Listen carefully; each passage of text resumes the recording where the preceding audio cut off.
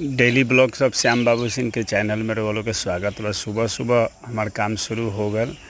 गाय के सेवा से लेके घोड़ा के भी, साथ में चिड़ै लोग के चकचकाहट, सुबह के आवागमन शुरू हो गल।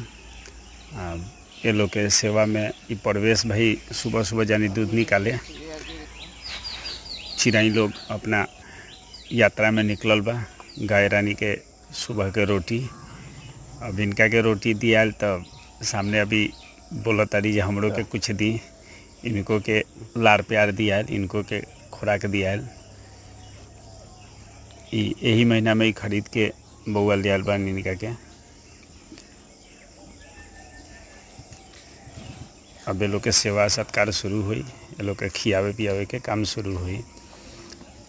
गाय के गौत बना दियाल, में दाना डाल दियाल, खातरी।